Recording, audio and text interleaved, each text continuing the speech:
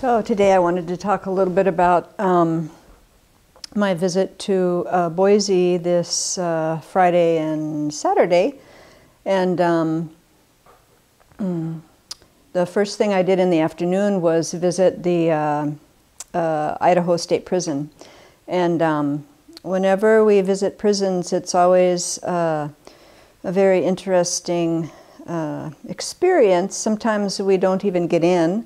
Sometimes we get in, but then none of the Buddhist group can come.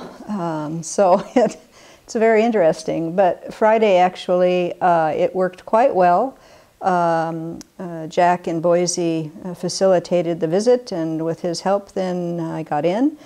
And we went to the area where the chapel is and set up a room, and quite a few of the Buddhist group were able to come.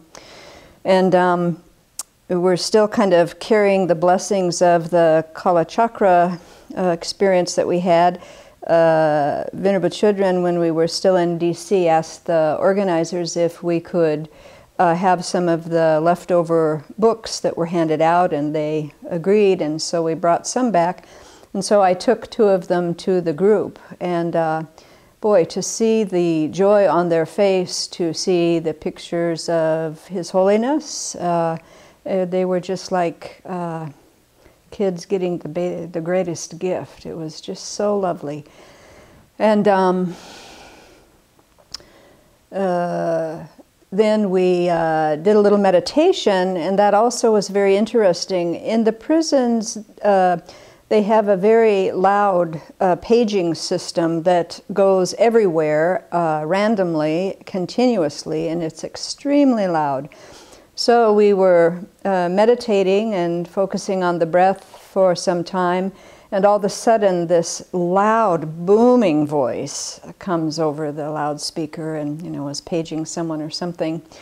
And, I kind of jumped toward the ceiling. And I looked up, and all of these fellows that practice in that environment, it didn't even faze them. Their concentration is so good. They just were still, in the meditation on the breath. It was very, very wonderful to see. And after we talked a little bit about that, and they all said that they're so grateful that in that environment, there's so much to practice with, because, they just really have no control over anything there. And their practice is quite strong, quite strong. And then I asked them a little bit about what their practice was, and they have many varied practices that they do. Some of them have been practicing 10, 15 years, though, so a long time. And then I asked them, what did they take from their practice off the cushion and try to work with, day by day? And that also was so inspiring. One fellow said that he had a very strong anger when he first came in, and had so much difficulty and got him into so much trouble, of course.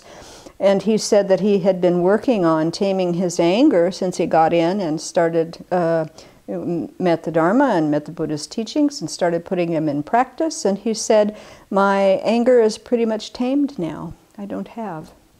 So that was wonderful. This other fellow, I asked him kind of what how he took his practice off the cushion, and he said, every day I try to see where I can help someone, where I can be of benefit. So, this strong bodhicitta. So it was so beautiful to see these people in this most difficult circumstance, truly transforming their mind. The environment in the room, most of the people were so peaceful and so clear and so present. When we go, the group is kind of open to anybody, and so sometimes people come in. There were a few that were that were just kind of checking it out, and then there's an awful lot of people in prisons who are mentally ill and they're not treated. And so there were a couple in there that were clearly quite confused in their mind and having some difficulty. But